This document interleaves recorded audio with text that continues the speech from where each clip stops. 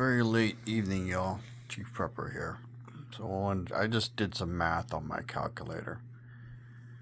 On my phone, actually. If you do 4 billion Chinese to 350 million Americans, that's 11.43 to 1.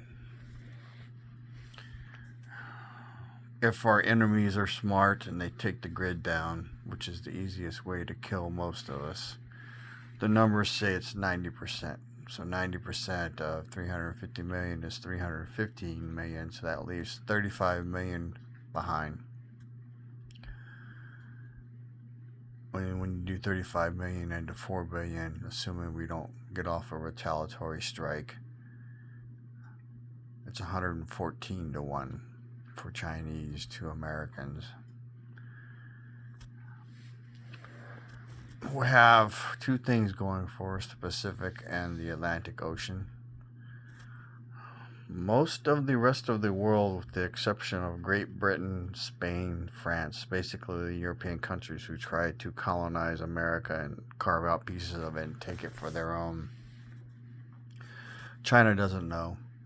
Russia doesn't know. Even though Russia has fought outside of its country, it hasn't waged a war across an ocean. We've spent the last 60 to 80 years fighting overseas because the mantra was fight overseas or fight at home. Assuming this thing, tariff wars and stuff, comes to a head where we're actually at war with China, maybe Russia too. I mean, the four axis of evil: Russia, China, North Korea, and Iran. We're going against all four of those. I don't think we can win. It's questionable if we can win against China. So, give you some examples of why. If we lose 90% of Americans, at 35% that are left over, we're all going to be skinny. We're all going to be sinewy and lean.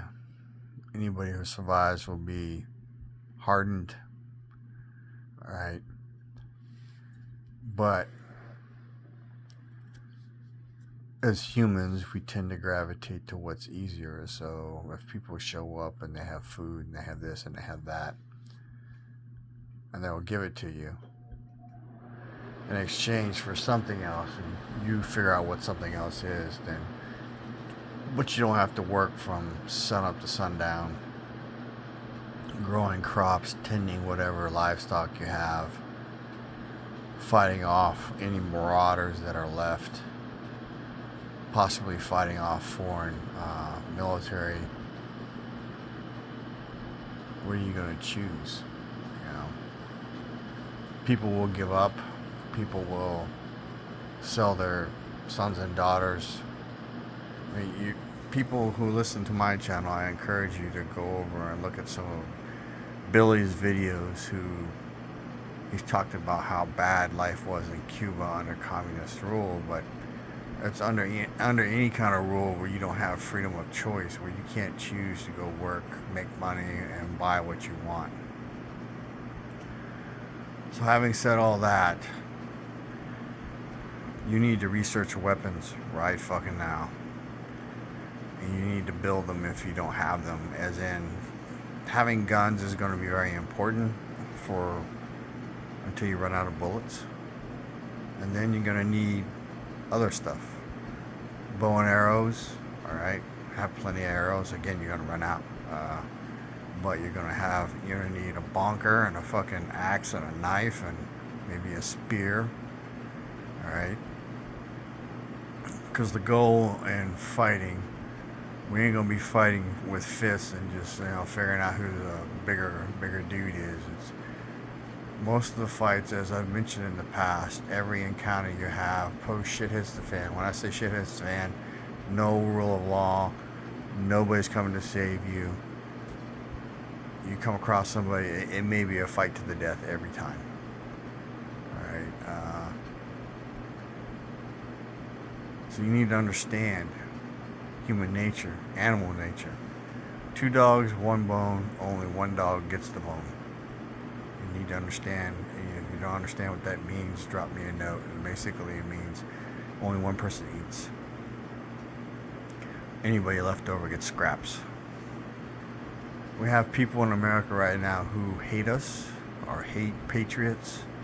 We have people who want someone else to make decisions for them, who are okay with someone else making decisions for them if they get a check every month and they can go get high or they can do whatever they do. All right. There are people who want the government to save them. They expect the government to save them. How many natural fucking disasters do we need to go through as a nation to figure out the government ain't gonna fucking help you, let alone save you? Alright. So, research war axes, research camp axes, a simple hammer to the fucking head, whether you use the claw or the hammerhead itself, will kill somebody. Spears, bows, machetes. There's a reason people get hacked up in Africa with a machete, because it puts the fear of God in motherfuckers when they see all the blood and the gore. I always say all of this because I think it's a part of prepping. I think you need to understand that the drums of war are beating. They've been beating, but it seems like right now it's going to be what's. We thought the last World War was going to be the end of world wars. It doesn't appear that that's going to be the case. So, prepping is a bridge to what comes next. It's insurance during national disasters or weather events. You need to be prepared to defend what you have. That's just the way that's going to be. If you're by yourself, you might need to stay on the move. If you're with a group, you only survive as long as your group is big and bad enough to defeat anything that comes its way, which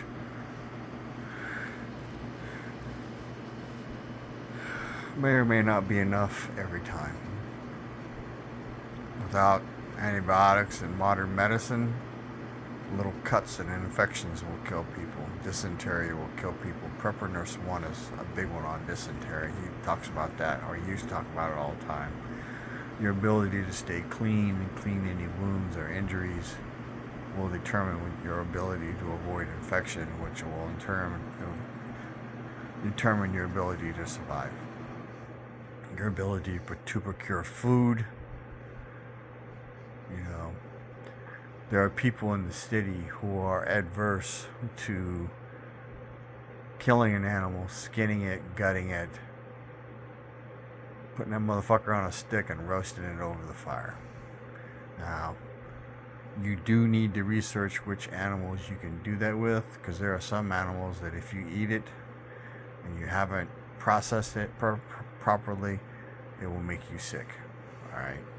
So, be like that guy that was portrayed in Into the Wild, where I guess he was an Ivy League school guy and gave away all his money and made his way up to Alaska and starved to death.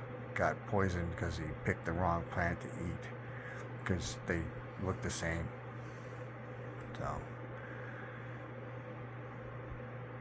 it's actually rather depressing, and it goes back to one of the very first videos I did where I talked about you have to make a decision. Do you want to survive or not? Sometimes your nature won't allow you to make the decision that you want to make, which is just to roll over and die.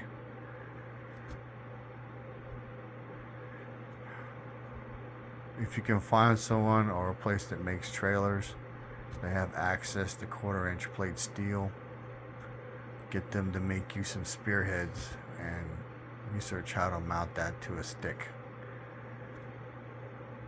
Any way to hurt someone or kill someone in the future if we're at war. And this is only for if we're at war. This is not for you to use the information to go be some psycho. As long as we have a society where there's a rule of law, then abide by it. I always say be peaceful until you need to not be. Learn weapons and then learn how to use them. And if things go the way they may, you may not have much time. So spend your time wisely between now and whatever happens. And if we're lucky, if we're really lucky, nothing happens. But I don't think the world's going to be lucky. Information is knowledge and power. Live a little, prep a lot, share love, cheap prepper. Out.